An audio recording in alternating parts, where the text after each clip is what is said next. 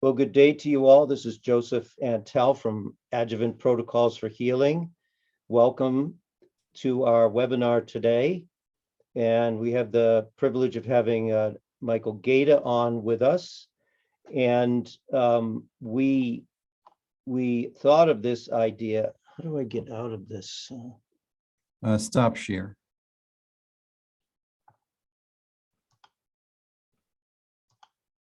It doesn't get rid of the recording thing. Okay, I got rid of it. Okay. This session today comes out of a two-city tour that Michael Gaeta and I did in November in Colorado Springs and in Grand Junction, Colorado. So we thought we would try this, and it went really well. So we wanted to record this today for you, and it will be on my YouTube channel. And then I assume that Michael will put it on his webinar as well. So we wanted to honor in our first duet together the Heart Sound Recorder and my book. So that's the foundation of our time together today. And this was entitled Getting to the Heart of the Matter, Using Adjuvant Protocols for Cardiovascular Resilience. Michael, did you want to say anything? No, just that I'm really glad that we get to do this again together, Joseph. It's been a wonderful process creating this presentation with you. And I'm really glad to be sharing it with this group today. Great. And as you know, the premise of anything that we teach is that we're not interested in disease, in curing. That is not our scope of practice. It's not what we do as healers. We are interested, and our sole concern is to provide that resiliency throughout the body, in the various reserves of the human body, and nourishment, providing the right vitamin, mineral, like protein, i.e. protomorphogen, and herbs, lifestyle, so that as we share our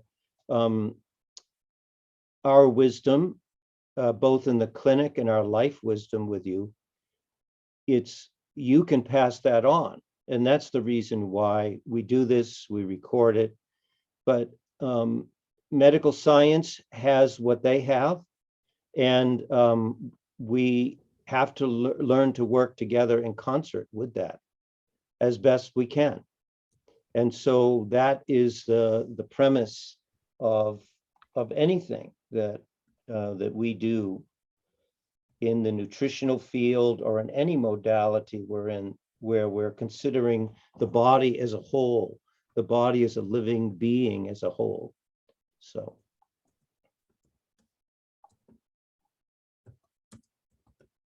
Michael, I'll let you go ahead and start. Yeah, this is a beautiful quote from the father of cardiology, Dr. William Harvey, who wrote 400 years ago. He identified the blood circulatory system, the four chambers of the heart. And he said, the heart is the beginning of life. This really reads like a Chinese medicine text in its poetry. The heart is the beginning of life, the sun of the microcosm, for it is the heart by whose virtue and pulse the blood is moved, perfected, made apt to nourish, and is preserved from corruption, so we might think toxicity, and coagulation, which would be blood clots and sluggish blood, poor circulation. It is the household divinity, very consistent with Chinese medicine, where the heart is the emperor of the empire of the body, which, discharging its function, nourishes, cherishes, and quickens the whole body, and is indeed the foundation of life, the source of all action. When William Harvey wrote this, he obviously had an experience, yes, in himself as a profession, but looking at the heart and seeing how it flows, and understanding that that the heart is about the movement of fluids. A particular fluid we know as the blood, But through that movement, that the oxygen, the red blood cells, and the nutrients travel, he didn't know at the time, 100,000 miles, 100,000 times a day. And that the heart was, whether he knew it or not at that point, the most electrical organ in the body. If the heart is off, then the body cannot withstand any condition that that affects it in a negative way. And so that's why the project of the heart sound recorder and you having this device to use at your fingertips allows you to see the direction. It allows you to let the heart discharge its function, to function normally, to nourish, and allow the body to be quickened. If the heart is quickened, you will not have blood clots. So there it is. It's as simple as that.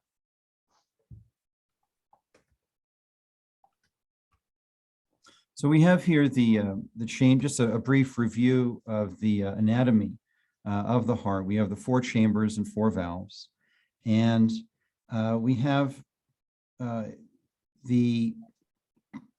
and what's represented here is the left ventricle. It's a little off. It's actually larger than that. It's actually the largest of the chambers of the heart. And we can see this, in a simple flow chart on the next slide, if you want to head over to that, Joseph, where deoxygenated blood enters the right atrium, the upper chamber, the right upper chamber of the heart, and then goes through the tricuspid valve. And you can head down to the next slide there, Joseph. Thank you. And from the tricuspid valve heads into the right ventricle. Now, the right ventricle through the pulmonary valve will send that deoxygenated blood into the lungs, where the parenchymal tissue of the lungs, the alveoli, that's where that gas exchange will happen, where the carbon dioxide is released, oxygen is picked up by the hemoglobin, specifically in the red blood cells, each hemoglobin molecule can carry 4 molecules of oxygen, and that oxygenated blood comes from the lungs into the left atrium, and through the mitral valve heads into the left ventricle, and then through the aortic valve will head into the systemic circulation, and that cycle repeats. The heart is unique in what it does, more unique in the sense that it does something that no other organ does. It beats, and it beats because it receives an electrical current. And so we'll get into the depths of that in this next hour and a half. And many of you that have had training with the heart sound recorder are well familiar with this. But the movement of this, as Michael was describing, the unoxygenated blood back to the lungs, and the oxygenation process happens so consistently and so almost divinely, as he said, that it's part of that divinity, that we can see that as our hearts are healthy, as our hearts are happy, by the way, that we truly can live a long, joyous life. And certainly this process, even though we look at anatomy, supplements, medications, even surgical procedures, but still, in the end, it is the integrity of the heart itself that really determines the outcome in a person's life. And in Chinese medicine, the emotion, each of the organs has an associated emotion. The emotion associated with the heart is joy. And so when the heart is, as Joseph said, is happy, then there is a natural sense of meaning and fulfillment in life. And Joseph pointed out that it's the electrical impulse. This is a unique thing that happens in the heart. That electrical impulse is present before the heart even exists. In the embryo, the heart pole, they call it, the vibrational aspect, the vibrational current of the heart exists many weeks before the physical heart is formed in the embryo, which is remarkable. So when they say, you know, they detect a heartbeat, it's really not. It's the vibration. There isn't a heart there. There's just a vibrational pole that the heart then forms around that vibrational matrix. So it's a beautiful, it's just an amazing thing. So when we look clinically at the signs of heart disease, there are four main ones that are common to all the stages of heart disease. Palpitation, so feeling the heartbeat in the chest, as Dr. Lee taught, you shouldn't know you've got a heart. You shouldn't know it's there if you're not exerting yourself. Obviously, if you're physically exerting yourself, you should, you normally will feel the heart in the chest. But at rest, without physical exertion, you should not feel the heart. Otherwise, that's a palpitation, which is, a sign typically of deficiency or weakness in the heart. Fatigue, shortness of breath, chest pain, these are the other signs of heart disease. Now, in the stages of heart disease, the first stage is really asymptomatic, just more about risk factors. The second stage of heart disease is one or more of these symptoms that are mild and only on exertion. The third stage is the symptoms are more severe and only on exertion. So the person walks up a flight of stairs and gets really winded and has to rest for a few minutes, or runs for the bus and has to really rest. They're kind of wiped out. That will be more of an advanced, more third stage. And then the fourth stage, the advanced or end stage heart disease, you'll have these symptoms at rest. In other words, without exertion, and that's the most serious situation. So what Joseph and I are going to talk about today is how to nourish and strengthen the heart, how to nutritionally help the heart regulate its rhythm and tone, and also look at the heart rate. Whenever you do your clinical analysis, your intake of a new client, or every time you see a client, in my practice over the years, I would always ask people, how's your heart? How's it? Are you happy? How's life going? Because those are all indications. And your clients will reveal, well, I've been getting this little discomfort after I eat. Well, that may not be their heart. That may be their gallbladder. Might be something with the digestive process. But the key one here is the shortness, this dyspepsia, this dyspnea. The dyspepsia would be the other one. Shortness of breath is really key. Now, and that is a good way to tell. That's a red flag as far as if they don't recover from that. They walk up a flight of stairs, as an example. So, and they get out of breath and they can't catch their breath. Now, we find this here in Colorado with people that come from sea level, but these are important questions to ask. And I have a good palpitation story to tell you as we move along here. Great. So this is back in 1940, and Dr. Lee was talking about, he said about heart disease should be designated bleached flower disease. And for decades, the number one cause of death in the US was infection, until they started refining flour and making, taking away the bran or the polish, the hull, and the germ or the seed of the grain, and making white flour to improve shelf life. From that time, and initially it was banned and illegal for interstate commerce to carry white flour across state lines because it was unfit for human consumption. It was illegal in Canada initially for the same reason.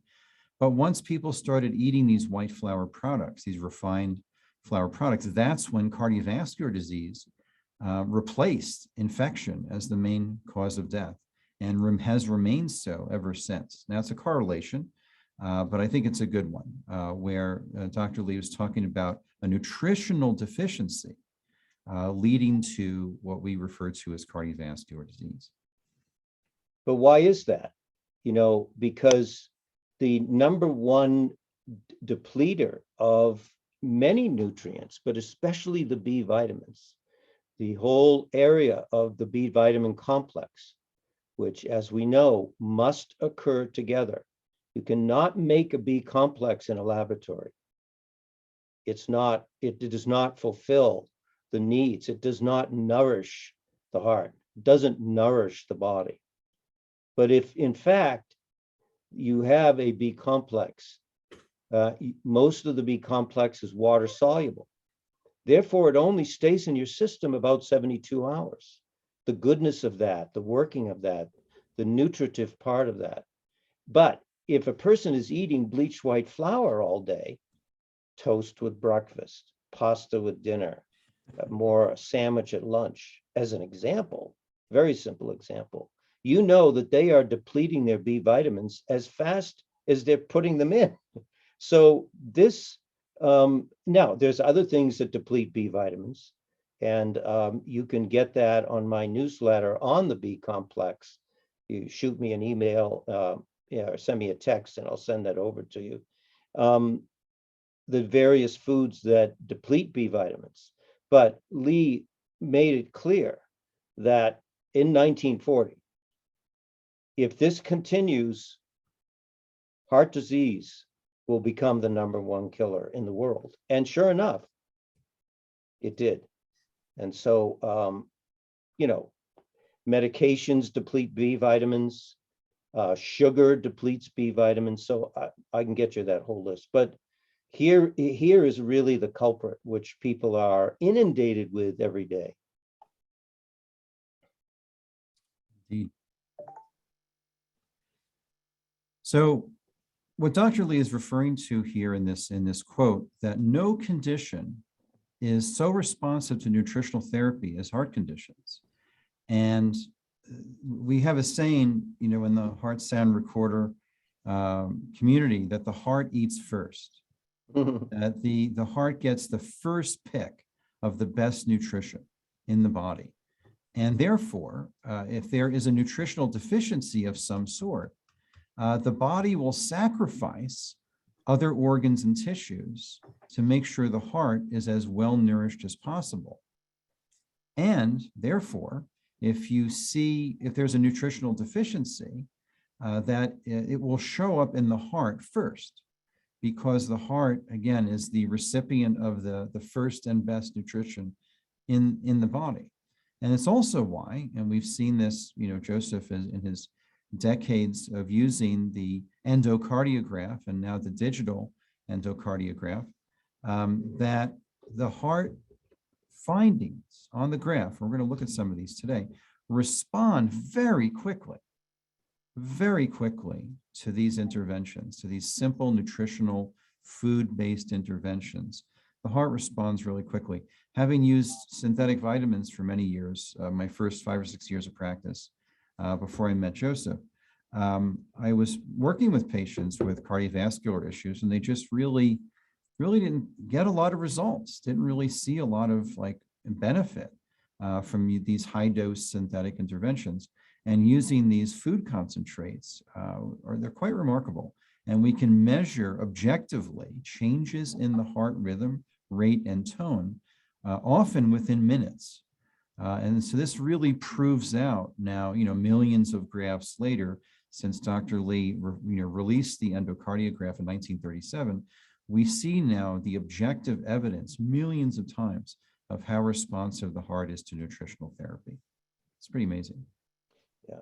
Dr. Coca, back in, I think, even the 1980s, Right. He developed this Coca pulse test. That's right. I mean, you can do it with a pulse oximeter, and of course, using the heart sound recorder or the old endocardiograph, you could actually see where the deficiency was. But Dr. Coca would just hold the pulses on the left and right wrist, and then give them a substance, give them a slice of bleached white flour bread, give them sugar, give them caffeine, and notice the change in the pulse. In other words, how it affected the heart rhythm. And it's an amazing test, a very simple test, but he developed a whole way of looking at people through that. I think the heart sound recorder is much easier, but so we have known this, that any substance you put into your mouth, the heart tells you first. The Yep. heart eats first. I love that, Michael. And the heart tells you first what is going on. Yep. And thank you, Joseph. And Joseph turned me on to Dr. Koka's pulse test, many years ago. And I put the directions, the instructions on that in the chat, so you can download it directly from the That's chat great. box. Thank you, Michael. Yep. Yeah, I should have put that in my book. I forgot to. So I met with John Reichert yesterday. We have coffee or tea. I don't drink coffee, once a month, and they've sold now, since we started this project, almost 800 heart sound recorders. So they're Wow. out there. Wow. They're out there in every state in the US now. And, John is getting up there, mid-70s. I'm not sure his exact age. And this was a lot of work for him. He came out of retirement to reverse engineer this. A remarkable man, along with Darrow Prushner, who was the one that could really read Lee's mind. When he looked at the microphone, which is actually a sensor, this is an earthquake device. It's not a true microphone. He said, "Oh, this is easy." Now, we know that people, there are doctors, I've known them, doctors in my 50 years across the country that spent hundreds of thousands of dollars trying to figure it out. Yep. Never could. And it was sent all over the world. It was sent to Germany. It was sent to Japan. It was sent to some of the top electrical engineers in the world. They can never figure it out. And so, very simply, the right people are in the right place at the right time, Mhm. and they did the right thing. So here we have it. Yeah, and just to I know some of but just to give some a deep appreciation to Joseph, without whose support and unfoldment, that this project would most certainly not have come through to fruition and completion. We wouldn't have this device, this digital endocardiograph, without Joseph's hand in the project at crucial moments. So thank you, Joseph. Thank you. Because this tells you the journey, not Yep. just about what you eat, but how you live. Yep. The direction, the supplements, the herbs you have people on. Maybe it's not the right one. It doesn't make the product bad. It just makes it not the accurate one for that person. Yep. And so it's as Mark Anderson says, he doesn't know how people can practice without this device. It's just Right. how can you watch the journey? Sure, you can use the symptom survey form or other blood work, of course, hair analysis, but to see how the heart is responding, and where your heart is, there is your treasure also, or where your treasure is, there is your heart also. That's or right. Whichever way it's said. I think it's a biblical phrase, but it's true. Let your heart tell you. We have all these phrases, but unless you're looking at individuals' hearts, and you're not going to see where the stress is. And I've been working with a practitioner who's, again, in his mid-70s. It's not John. And he's been struggling with his heart.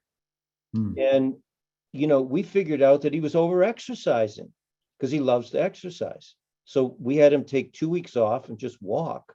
You could see the difference. How else would I have known that? To prove it to him, to show it, that we saw it together. And so, here we are with this in almost 2022 now. Yep. And so if any of you do not have a heart sound recorder, you really need to give yourself a great New Year's gift for next year. Yep. Yeah, and this is as we point out here, this is not a diagnostic device, but a wellness, a low risk general wellness device. Just as you might use a stethoscope or a thermometer in your practice, it doesn't diagnose disease. It gives you information that you can use to help assess and help the patient. And in, Fitbits, they have all of these devices that people wear on their wrists, Yep. which, by the way, we have found that those affect the electrical current in their bodies. And how did we know that? Through the heart sound recorder. And so it disrupts the signal throughout the body, these devices that people wear on their wrists. I'm not going to get into that today, but, and that's why the term low risk is really accurate for the heart sound recorder. There's no harm. It does not invade. It doesn't, because it's simply observing the closure of the valves of the heart, the motion of the heart. A very unusual technology, which hasn't really been a little bit in medical science, cardiovascular research, but not really embraced to the degree that it could be. So, just south of here in Boulder, there's one of the most significant earthquake detecting facilities in the world, where they can detect tremors in China or Australia, for example, by measuring not the sound of the earth, but the movement. And that's what the pickup does. We call it a microphone just for shorthand, but it's not a microphone. It's a accelerometer that detects movement, not sound waves.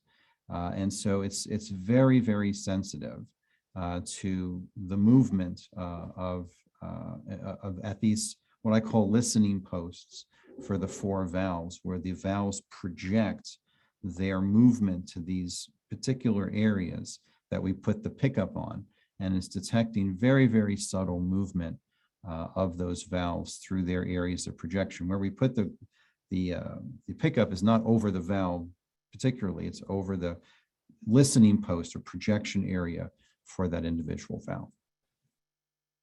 Yeah, and as we said, it's not a diagnostic device. We're not. We're watching, we're observing the heart.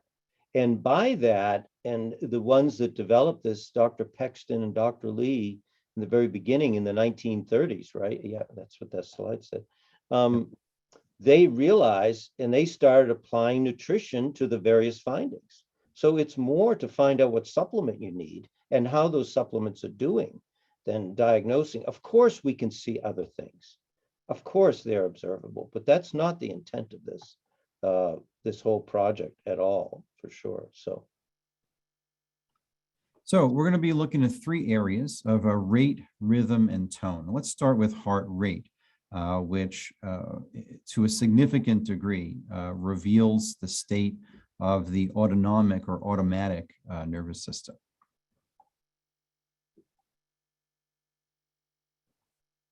So we have the 2 sides of the autonomic nervous system, the parasympathetic, the rest, relax, and digest side, which slows the heart rate. And then we have the sympathetic, the fight, flight, or freeze, which will accelerate the heart rate. And so many times when we see derangements in heart rate, what we're really seeing is a chronic hypertonicity of one of these areas of the autonomic nervous system.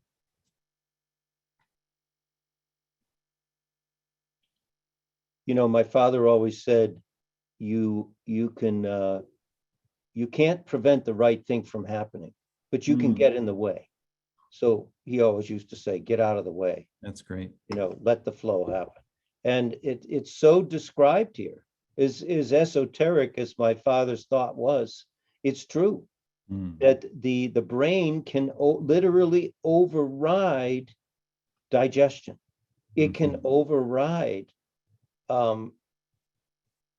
endocrine function. It can get in the way and block according to what is going on in the brain, the pituitary in particular, which you can learn more about in my pituitary YouTube video or webinar. But yes, in both whether the body is hyper or hypo affects everything. And so what is taking place in the brain affecting the autonomic nervous system through the vagus nerve is key, And of course, we'll get into the nutrients for that. Mhm. So when we're looking at any valve in the graph, we always compare it to a standard. We always compare it to what would be considered typically optimal. As Joseph points out many times, a person's optimal graph will be unique to them. But we have a general template for what we're looking for. And S1, so lub-dub, or actually lub-dub. The first sound, the lub, is the S1, and so you'll see that represented here. And then the S2 should be about 1/2 to 1/3 of that size. And then we have the systolic rest ratio, the systolic rest period between S1 and S2, and that should be half the length of the diastolic rest period between S2 and the following S1. So you'll see there's a ratio. And then you also see in this graph, and Joseph probably knows whose graph this is. I think it's my aortic, I think. Wow, that's impressive. It's impressive. So the other features here is that there's perfect rest between the S1s and the S2s. It's absolutely still, and Joseph will elaborate that on a bit.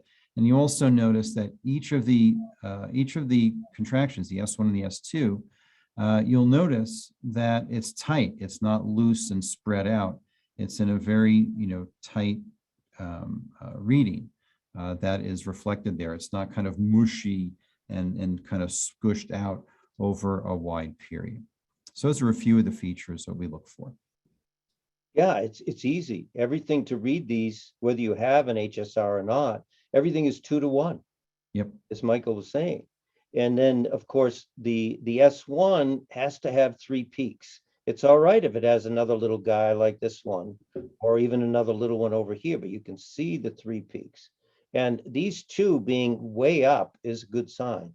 And that means that the closure is snapping shut. There's no leakage on this side, and there's no constriction on this side. That would be the indicator here. And then the heart itself is not under duress in any way. And the way you tell that is by the height of the second sound. If the second sound is equal to or higher than the first, you know that the heart, the S1, you can usually see it too, is under duress, the muscle itself. And it's so very simple. I mean, we're in the holiday season now. And what do people want? Peace on earth. Peace I have for you. I have peace to give to you. If you take the nutrients for your heart, you can have this peace as indicated here. So when we look at a lot of things, a lot of things are reflected in the heart that relate to other aspects of the body. And one of this is the autonomic balance. So this is the ratio, the 2 to 1 ratio that Joseph was talking about. So let's go forward and look at how this plays out. With bradycardia, so we have a slow heart rate. This is often due to parasympathetic dominance. So we have a hypertonicity, you could say, in the parasympathetic nervous system. So this person will tend to be slow, tend to be sluggish, tend to be, kind of a low energy pattern. And this also is reflected in folks, athletes who overtrain, like Joseph was talking about. One of his clients was overtraining. This can also result in too low of a heart rate, which means significantly below 60 may indicate that the heart is starting to weaken from the excess of demand.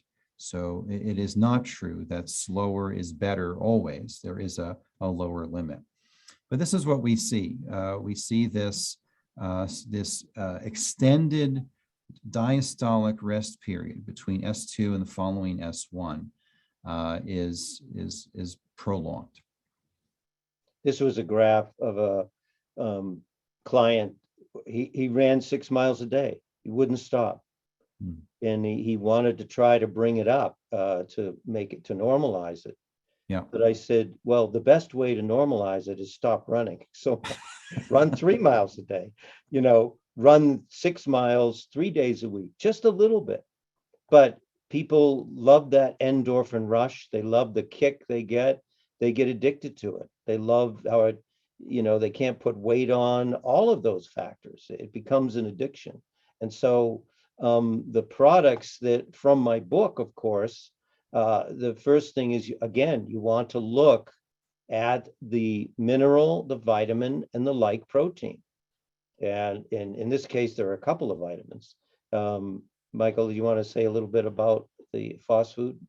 Yeah, thanks. So each of the aspects of the autonomic nervous system, parasympathetic, sympathetic, each of them has a primary mineral that's needed for their activity. So the parasympathetic nervous system requires potassium and magnesium. The sympathetic nervous system requires calcium and phosphorus. So when we have a slow heart rate, often indicating parasympathetic dominance, the way we balance that is it's like a seesaw. One goes up, the other goes down. If one side of the seesaw, instead of being level, one side is high, in this case, parasympathetic, the way we correct that nutritionally is to support the sympathetic. And the way we support sympathetic is with phosphorus and calcium. And so you'll see in this wonderful protocol here, you have both phosphorus and calcium to support the sympathetic nervous system. And I want to just back up a little bit here. Something Joseph taught me 25 years ago was how to build a protocol. And I love, as I use Joseph's book in my own practice, and I see a lot that he's taught me over the years, and also some things that were new to me. But one of the most important things Joseph taught me back in the day was to build a protocol with general support for the whole body, but then additional support specific for that patient, and try to find the vitamin, the mineral, the protomorphogen, the lipid, and the herb for that patient. And you'll see throughout Joseph's book, you'll see this principle of how to build a protocol reflected all over the place. And you'll see that here. So we have the minerals, and you'll see in this protocol the phosphood and the calcium lactate. Then you'll find the vitamin. Now, what part of the genius of Dr. Lee was he divided many of the vitamin complexes into functional areas or functional groups. And so the B side of the B complex, we would say in Chinese medicine, is the yang side, the activating side, the sympathetic supporting side, the get up and go side of the autonomic nervous system. And the G side supports parasympathetic, the rest, relax, digest. And Dr. Lee wrote of the uses of cataplex G for improving protein as well as fat digestion. And that's part of its function in supporting the parasympathetic nervous system. But in this protocol, we have the minerals, phosphorus and calcium. We have the vitamin, the B core, which in my practice has completely replaced cataplex B. And then we have the protomorphogen, the cardiotrophin PMG. And then we have an additional vitamin, which strengthens muscle in general, but especially the heart. This is the individual that has slow digestion. This is the individual that has low blood pressure. Now, in this day and age, you don't see too many, mainly more elderly. Yeah. It's usually the other way. But these people really struggle. Chronic constipation. Just they can't get out of their own way in the morning. They can't get going. So they need the mineral that accelerates, phosphorus. And the reason some of you are probably asking me, well, when you prioritize these, why did you put calcium way down and also consider? Because you never take phosphorus and calcium. Lee called it, they were antagonists. So they don't antagonize each other, but that wasn't what Lee was thinking. I think Lee was thinking that they complement each other in the sense that when you need phosphorus primarily in your bloodstream, you take that. And then, this is more of a morning and midday mineral to take. This is more of an evening and sleep mineral to take. But they both they both have to do with tonification, as Michael was saying with the B core. That side of the B complex is for tonification. Cataplexy is to tonify muscle fiber. So there you have it in here, and also some other things as well. But this is a protocol actually with the D and the Cyruta Plus and the calcium that John Courtney gave me. When I had a doctor, a medical doctor up in Maine that had such low blood pressure. I was used to be scared to go into his office, take his blood pressure, because I thought, God, I don't want this guy to die while I'm sitting here detailing products with him, and so we did this program, a mixture of this, and he totally got better, and he practiced into his 80s. So it's kind of a cool story. And then, of course, then you get the antithesis of that, which is the society we live in now. The society we live in now is a chemically driven society. It's not a Mother Earth society. And these chemicals have an effect on the heart, hyping it up. And here it is, that 1-to-1 ratio. You want to say anything about this, Michael? Oh, the tachycardia. Yeah. Yeah, this is, as Joseph pointed out, this is much more common these days with the amount of anxiety and fear that's in the world and in the culture right now. A lot of people are in sympathetic dominance much more commonly. And the San Francisco physician, Tom Cowan, who's written a book about the heart, he talked a lot about, and his research discovered that autonomic imbalance, specifically sympathetic dominance, was a major factor in cardiovascular disease. So as Joseph's pointing out here, we have closer to a 1-to-1 ratio in the heart rhythm. And so this, generally will indicate a hypertonicity in the parasympathetic. And of course, the solution to that, as we'll see, is to support parasympathetic. One blood pressure story, Joseph mentioned, when I had a new patient, 34-year-old male complaining of dizziness and fatigue, came in and his blood pressure, I checked it twice, was 60/0. So his diastolic pressure was 0. I let all the pressure out of the cuff and I could still hear it.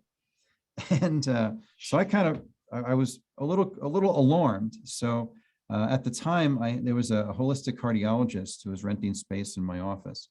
And he happened to be there. And I said, excuse me for a minute. Because oh no, is this an urgent situation? So I pulled him out of his treatment room and I said, hey, is this okay? And he said, yeah, in his cardiology practice, he had seen it 4 times. Wow. And he said, just do that nutrition stuff you do, it'll be fine. Yeah. He was very, into that. And within 1 week, using this protocol, and actually what I used was just Vascular, was all he was willing to take, was one product, which is the B and the cardiotrophin and the E, along with C. So with 6 Vascular a day, including the components of what's in Joseph's protocol here, his blood pressure went from 60/0 to 100/60 in a week with no other intervention than 6 Vascular a day. So as Joseph pointed out, this patient will tend to be sluggish, low energy, low blood pressure, and we can really turn them around. Yeah, their interest in life itself is so compromised by this. And then, of course, you have the opposite, where you have this indication, this tic-tac rhythm, and where the heart is boop, boop, boop, boop, boop, right. This is dangerous. This is blood clot city. So for sure. So the heart will just wear out. Yeah, when you see this on the graph, that becomes the priority. Get them off. If they don't want to take a lot of things, you've got to get them on these 3 products: the organically bound minerals E2 and G. Yeah. So, Well, yeah, and it just underlining something Joseph said before about himself. He doesn't drink coffee. This patient cannot drink coffee. No coffee, no caffeine. that's right. Uh, probably not even tea, like caffeinated tea. Herbal tea would be fine, but not even caffeine tea, caffeinated beverages of any kind. They really need to lay off of that until you get the heart, kind of stable. But look at the beauty of this protocol here, right? So we have the parasympathetic minerals, potassium and magnesium are represented here in the organically bound minerals, the Mintran. And then we have the yin side of the B complex, the calming, relaxing, vasodilative side of the B complex, which is the G side, named after Dr. Joseph Goldberger, who discovered pellagra in 1915. And then the vasodilative, relaxing E2 as well. And then the Orchex is a physiological tranquilizer, in part because of its content of an enzyme, hyaluronidase, which is the spreading factor of the cells, and is similar in Chinese medicine to the function of the liver, which is in the oldest text we have. It says to adjust and make smooth is the function of the liver. So that spreading function is very much related to the liver. So that's what the Orchex is doing there, and help the patient relax. I just had an experience with Lynn. Lynn and I were on the road on the Western Slope. Right. We went to this practitioner's office, and he had just bought a heart sound recorder, and his wife was running beautiful graphs, but they just wanted to sit with us for a few hours.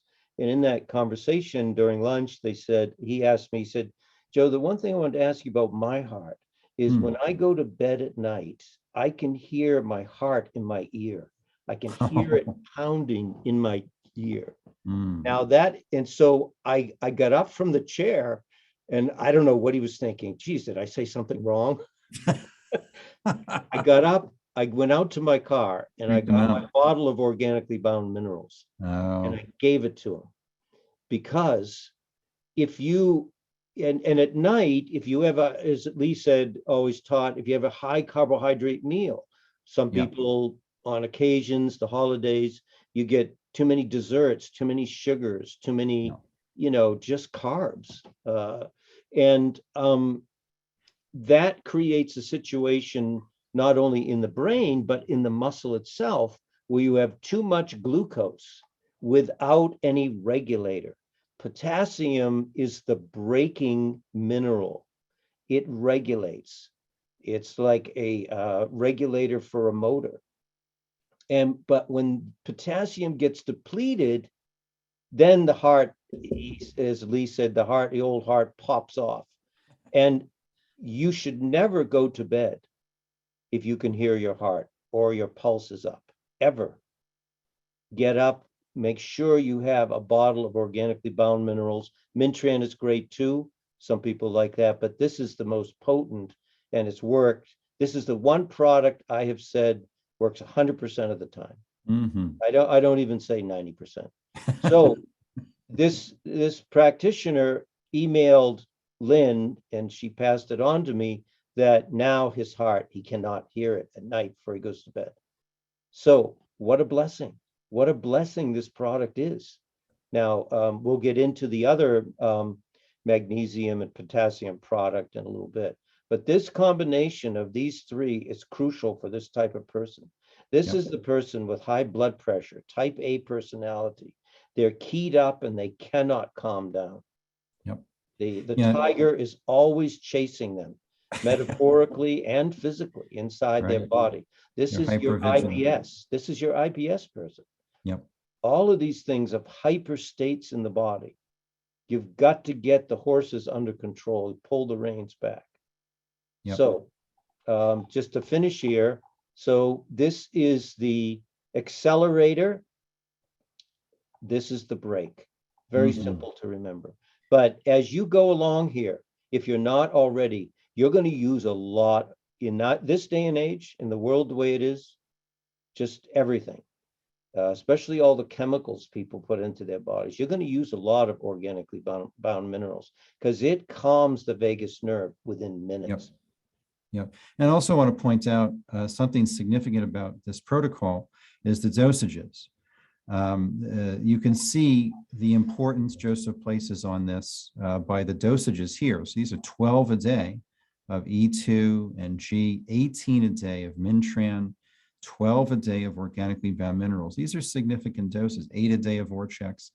And so, this underlines the importance of not being shy, when you've got this relatively more serious pattern of palpitations and tachycardia. Yes, and I'm glad you brought that out, Michael. This doesn't mean the person has to stay on this. This means until you regain balance, then you can cut it in half or in thirds. But certainly, and some of you are probably thinking right now, well, what about, I get palpitation when I have a hot flash, or I get palpitation when I drink a cup of coffee. If somebody cuts me off, I get palpitation. Well, and then it comes down, but that is still a sign. Yes. Please, that is a sign. Yep. That your vagus nerve is irritated. It's not functioning normally.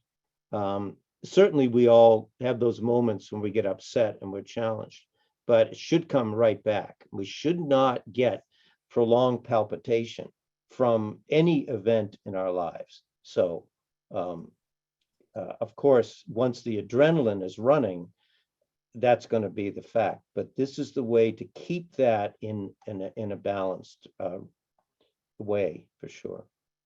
Yep. And Joseph, what was the cardiac blend again? Is that Hawthorne motherwort? Yes, and the other one, Dong Quai. Dong Quai. Thank you, Okay. Lynn. Yeah, that blend was made by Lee Carroll for me, and I used it with people with palpitation. It is amazing. Now, the one thing that Lee cautioned me is you don't want to take too much at once because it'll swing it the other way. So remember, and Michael can teach you much more about herbs than I, but herbs are medicine. They are natural medicines. They are going to alter function. And so, and the other thing Lee said is you don't want to take this forever. Just have it on hand if you tend to have this, or you have a client that tends to have this. Yep. Oh, last thing I wanted to say about this before we go on is a secondary cause of this is low blood oxygen, where the heart will compensate for low oxygenation by Right. accelerating the heart. Very So good. it's a simple assessment. You look at the HSR, or if you don't have an HSR, send them to somebody who does, or just even feel their heart rate and count the pulse rate, and then check their oxygen, check their oxygen saturation using a pulse oximeter. And I had this happen once. I had a patient come in, did the HSR, it was fast, put on the pulse oximeter, and it was 89 when it should be 97 to 100, borderline 95 to 96, low being 94 or less. And this lady was at 89. Yeah. So that had to be addressed with, turns out she was anemic, had low ferritin, low red cells, low hemoglobin. And we had to correct that. And then her heart was able to slow down because that compensatory tachycardia to the low oxygen was fixed. Now, some of you, that's very good, Michael. Some of you are saying, well, why did Joseph put Super EFF in there? I don't know why. Well, I mean, I put it in there because Lee said in 60% of the cases with chronic tachycardia and palpitation, 60%, Super EFF normalizes it. So he never explained why. Obviously, there are those that's the factors with the fatty acids that we need to calm the nerve endings. That's why he made Super EFF as a protector of the myelin sheath. But he never said why it's so effective. Now it's not 100%. It's 60, but it does work. I've used it with people that well, this always helps, but people that are just, they're Tough just days. so strung out, they're so stressed out. Adding this in is great. That's why I put that in there, by the way. Great. All right, so the next section, we've talked about rate. Now we're going to talk about rhythm and then tone. And the heart rhythm is, as Joseph will elaborate, is very indicative of the person's, how they live and their approach and perspective on life.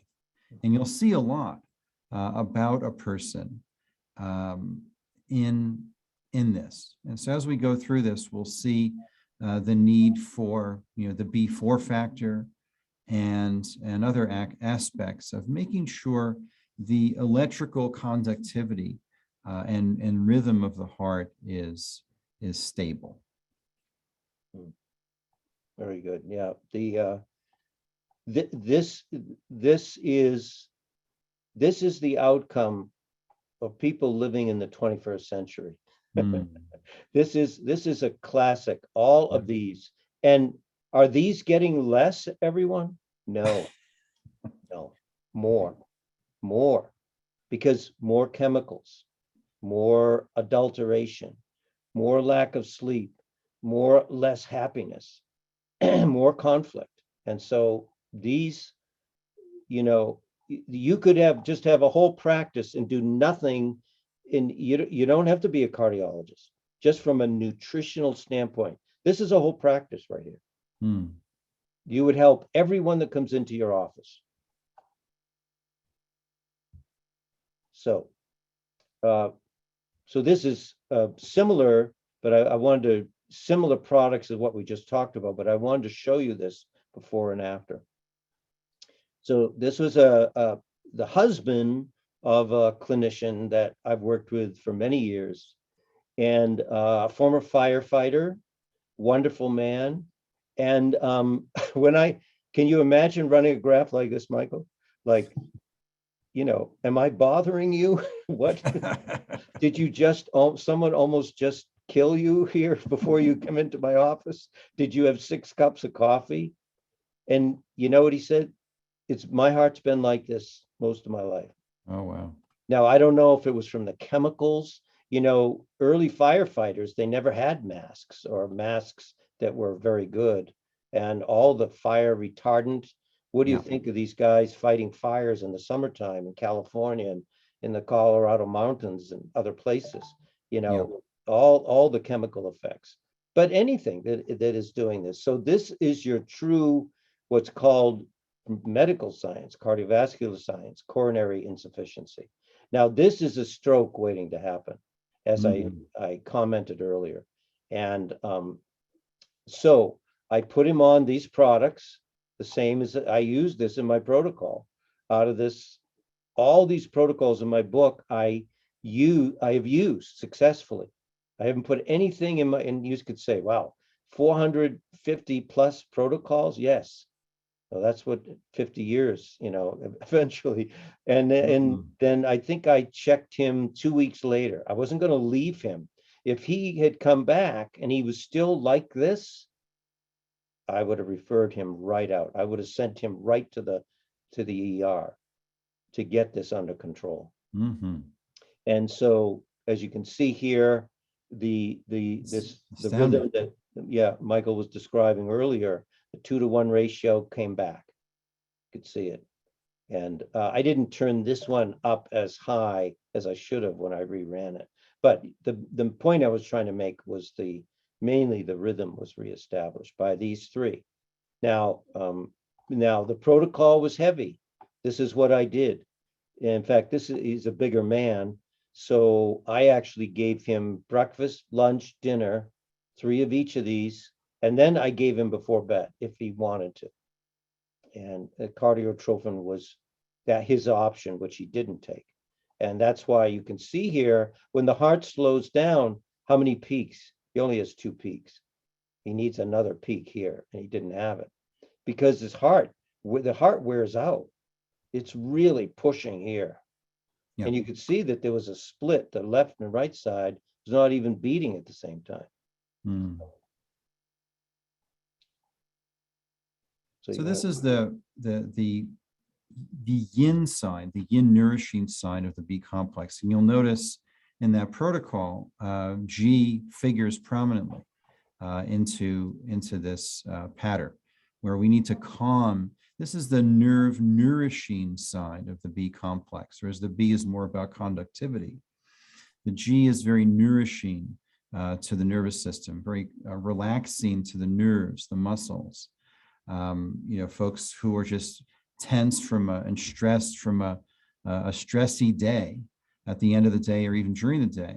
I found many, many times they'll chew 4 or 5G, and within seconds or minutes, they just feel their nervous system sort of calming down and relaxing.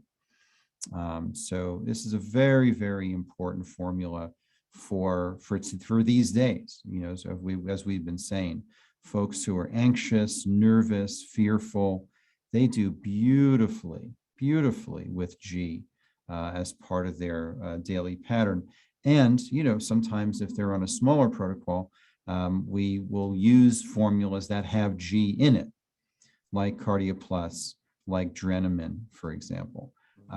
Which have 25% of the formula is G. But ideally, and you see that reflected in the protocol dosages, you really want to use the separate G, ideally, with its mineral counterpart, which is the organically bound minerals. This was one of John Courtney's favorite products. He said this is the person that is keyed up and fails to calm. That's how he taught me this. Yeah. This is the person. They're sitting there and their leg is shaking.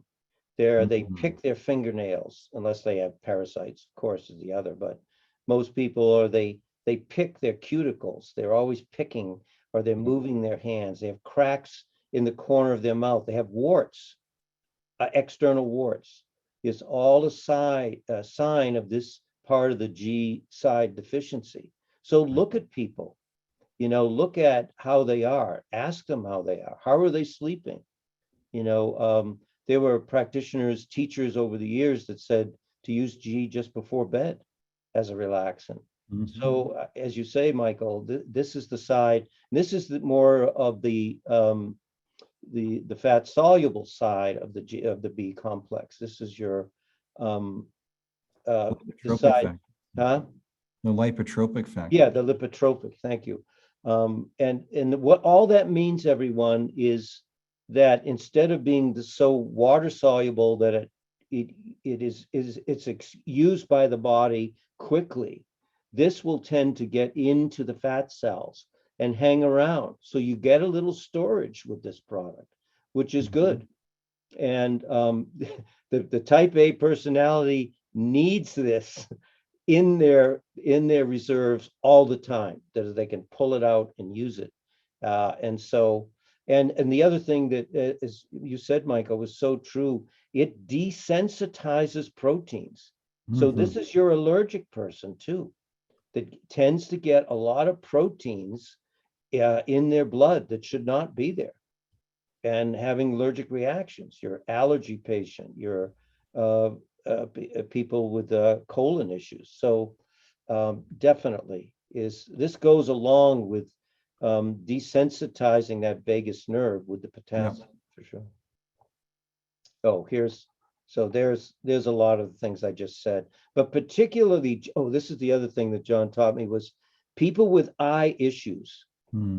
Look at their feet. Do they have red feet, red palms of the hands, blurred vision?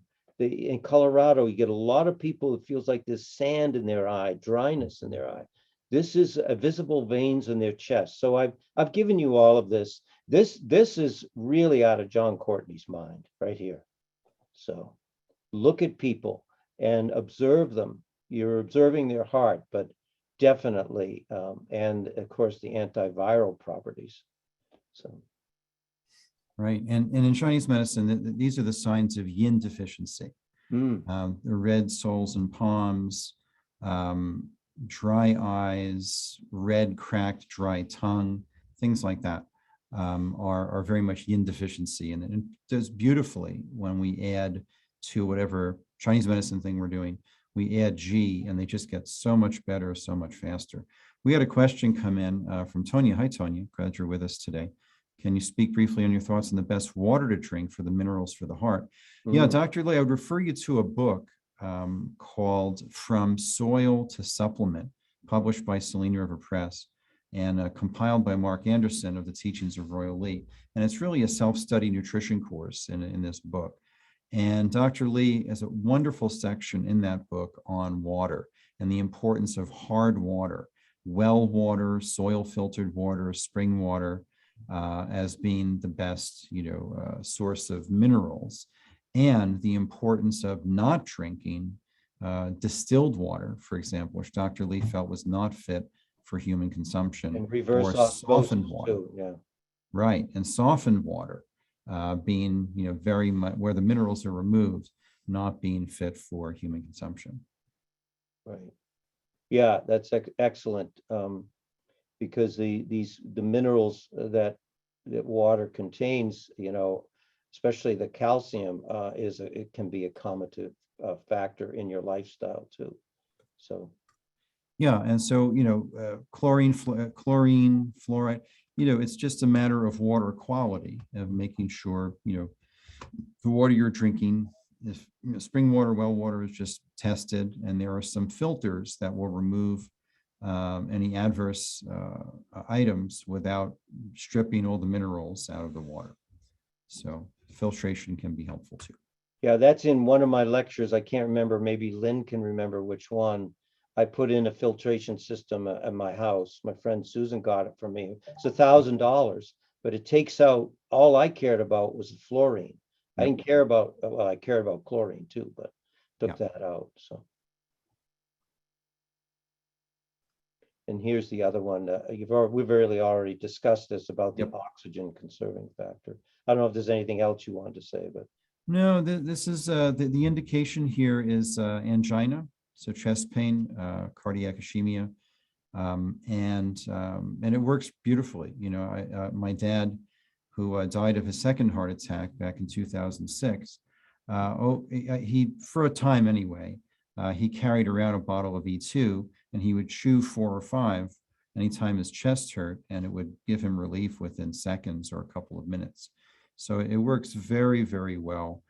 Even myself, before I left New York 12 years ago, I was getting, chest pain pretty regularly. It's one of the reasons I left New York City.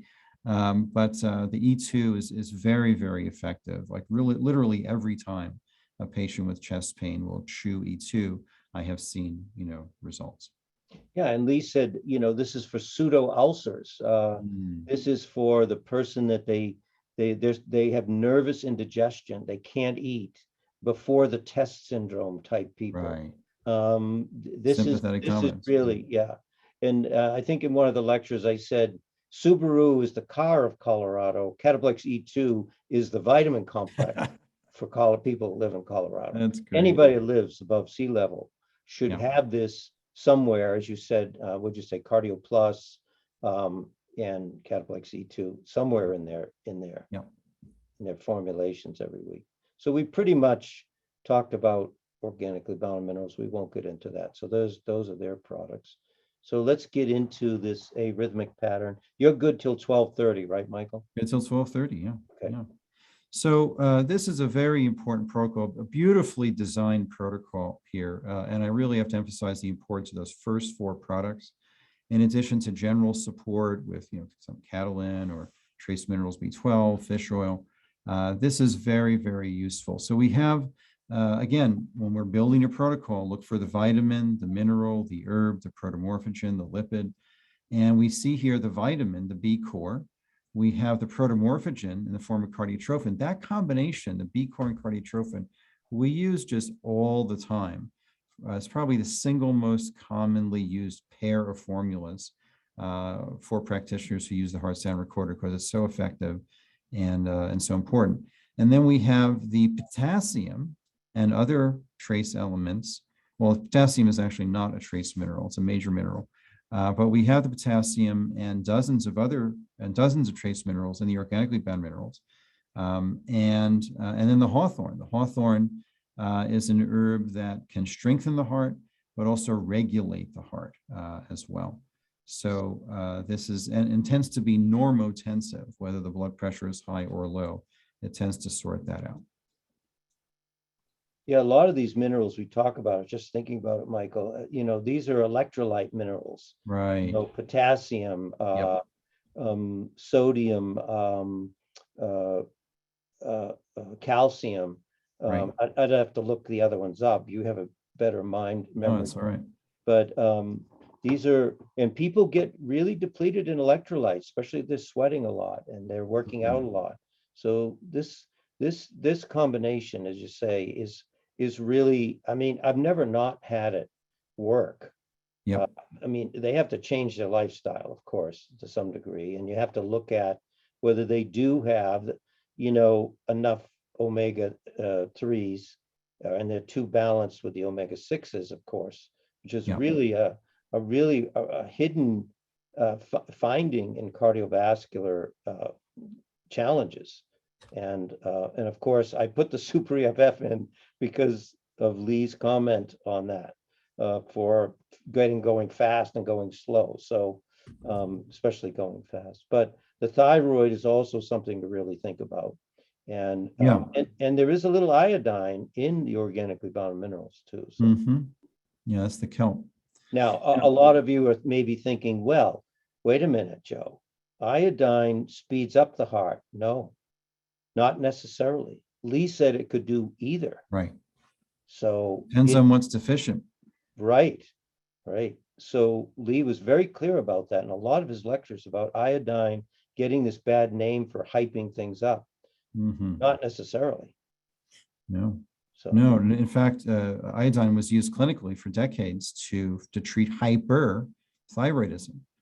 Today doctors are very afraid of it. I think, a little exaggerated fear about it. right. But it was part of the standard protocol for hyperthyroidism for many decades in conventional Western medicine. So the thytrophin is here as a possible consideration. We need to rule out hyperthyroidism or possibly hypothyroid, but more commonly a hyperthyroid condition. About 90% of those cases will be autoimmune or Graves' disease. They will benefit from thytrophin. So it's not an everybody formula for everybody who has arrhythmia, but it does need to be ruled out because the thyroid can have a big effect. And I think I learned this from you, or I think Dr. Keim, that in Chinese medicine, again, thyroid affects heart rules kidney, or kidney can rule Yes. thyroid, or, there's just that connection between those three, gland and organs. So, yeah, I hope that's correct. No, you got it. Yep. So these are all types of arrhythmic patterns now. So go ahead, Michael, you can talk about this. Yeah, so one of the signs of deficiency and irregular rhythm. Now, the left and right side of the heart should contract simultaneously. When there's a specific type of dysrhythmia where it's asynchronous and left and right are not quite in sync. And it's a sign of deficiency. It's a sign of weakness. It's a sign of malnutrition. And you'll see this valley that Joseph has here on the graph. You see this chasm, this valley, this slice in the middle of S1, which kind of divides S1 into these two halves with this big cleft in the middle. And that is definitely an indication of nutritional deficiency of what Dr. Lee called the anti-arrhythmic factor, which is the B4 factor. Yeah. And, this client was the son of a client of mine, a practitioner that I worked with. And he came in, and you could look at this graph where to rest ratios, good. The height of the first sound of the second, good. But I asked him, I said, why did you come in? He said, I just don't feel right inside. I just don't feel right. Now you could say, well, that's a pretty big split. Yeah. And remember, if the heart did this once in a while, you wouldn't even think anything about it. but 100,000 times a day for day in and day out. He had this sensitivity. He was great. He was a big, organic food eater, Mm. very conscious of his body, sleep, diet. I went through all of that, but he was just deficient in this one factor. And I complimented him inside myself that he knew that there was something off. And so obviously this cleared pretty easily. So, oh yes, so let's talk about afibrillation. Yeah, so this would be the most concerning complication of a hyperthyroid is AFib, which affects about 6 million people a year in the U.S. Wow. And it's very common, or a form of arrhythmia. So here, this is typically a manifestation of one of two things. One is a nutritional deficiency of the B side of the B complex, especially the B4 factor, which is part of that, or an autoimmune insult to the heart, where there's an excess of autoantibodies, usually due to some damage or necrosis or injury to the heart. And so certainly we need to rule out the hyperthyroid, look at free T3, free T4, TSH, thyroid antibodies. But so that needs to be ruled out. But typically, these patients do really, really well with the supportive nutrition, with the OBM, organically bound minerals, the protomorphin, and the B core. That little triad, those first three formulas, you'll see recurring all around there, all over the place in the cardiac protocol, the cardiac kind of section of the text. You'll see that triad of formulas recurring a lot of broad application. Yeah, this is getting more and more. I don't know if you're seeing it in your practice, Michael, but I'm certainly seeing this is more and more. And this, remember that arrhythmic patterns are more, in that systolic interval and the diastolic. Remember that AFib or flutter is in the rest periods itself. It's inherent in the rest periods itself. Right. And we were using, as you were saying, B core and cardiotrophin for this. And then Mark, on one of his teachings, said, well, this can be like an autonomic. This can be a potassium deficiency, where the vagus nerve. So the heart literally never sleeps. And the principle is the heart sleeps twice as long as it works, twice as long. The heart stress is twice as little as the stress if the heart is functioning normally. But this way, it's never at rest. And, people might even say to you, I never feel rested. Check their heart. Check their heart. And so this is the delineation between other types of arrhythmias and specifically flutter or atrial fibrillation. So, and here's another example. This was a graph just in one of our recent heart sound recording. A doctor just sent this. Look at this in between here, everyone. Now you could say, well, they're fine here. Yeah, well, but they're not here. They're not here. They're not here. They're not here. So you can see their pattern. They never find complete rest. And so this, go ahead. Yeah, so this is the injunction to let not your heart be troubled, neither let it be afraid. Right. This is a person whose heart is troubled and afraid. Typically, and they're not really resting. The heart should be at complete quiescent stillness for 2/3 of the time. And in this patient, there's no rest for the heart. And so it looks like an excess, but it's an excess that's leading to a definite deficiency.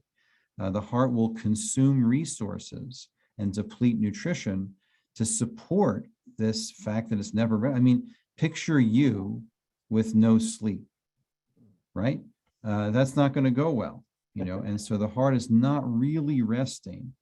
And, you have patients who, just had a patient recently who said, oh, I sleep 10 hours and I wake up exhausted, right? They're not really resting. They're not getting into those deeper ranges of sleep. They're not really deeply resting into those regenerative phases. And we see this manifest here in the heart. So we need to help the heart find stillness and rest and peace, and in the person's consciousness as well. Yeah. And these specific frequencies are, it's how you begin to reestablish that balance. These are, these are living frequencies in food and animal substances. So the interesting thing about this, and this is why I used it in this, is, and I think Mark was teaching this too, that the AFib begins in this work. You begin to see it more in this work cycle. So love, this is love dub. See, and you could say, well, he's got 3 peaks here. He's got 3 peaks here, or she. Yep.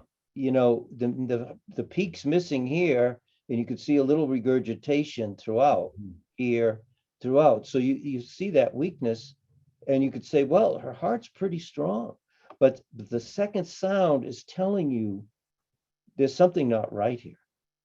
It's the work cycle is collapsing at some point, usually at the end, and that's why you get that high second sound. So you could say, well, where's the weakness? Left side's pretty decent. Right, look at the right side, everyone. This is where the heart is breaking down. So and so you can see this so clearly, because look, there's not a lot of, you can see a little bit here, but that flutter is really outstanding in the work cycle. And that's, I believe, if I remember correctly, that's where Mark said it usually begins. So So if you take the bradycardia to a significant degree, you end up with this massive diastolic rest period and almost like a missing beat. Now, there's 2 ways this shows up. One is it's regularly missing a beat, and that's just a massively slow heart rate. The other pattern, which is a little more common, is where it'll be irregularly irregular, what we call in Chinese medicine a knotted pulse, where you'll have that missing cycle, and it's just not there, followed by, and then maybe it comes back for a few seconds, a few beats, and then it's gone again. So you'll see it either way. We approach it nutritionally the same way, is that there's just an absolute deficiency, a lack, a depletion in the system. And you see a little bit, just in this particular graph, a little bit of that S3, a little bit of that, Kentucky rhythm, where you see an S3. Again, when you see the S3, it's the same pattern. It's a deficiency, depletion, exhaustion pattern. And that what's called in medical science or cardiovascular is called as a Kentucky, and that's the beginning signs of heart failure. So not a good sign at all. And this was a client of Lynn's, and as you can see, she had it throughout. This is when you see this pattern, you give them the nutrients. If this doesn't go away, you get them to the cardiologist, because they need some kind of a workup for sure. So this is one you don't fool around with. Now, these are extreme cases. The majority of people, if you have a heart sound recorder, you're not going to see these in your office. But when you do, and we do see it once in a while, you've got to get them the nutrients and figure it out. So there was, I forgot, this was several weeks later or months later, because Lynn has a practice in Telluride, and she didn't come back for a while. So, and you can look at the dates and see, but you can see that the nutrition, this protocol that we just are referring to here, Lynn used, and it cleared it. No missing beats, and no third sound. Hmm. So pretty remarkable. And, That's- you know, you could say, I mean, I would say Lynn saved this woman's life because she wouldn't do medical. She No. wouldn't go to the doctor, which is, you know, that's her choice. We support them no matter what. And here's the thing, you know, here's the thing that we talked about in the very beginning. We don't have to condemn medical science. We have to find a way to work with it. Mhm. Use the nutrients with whatever they're doing. So, because drugs and medical procedures are not a cure, they're not going to heal.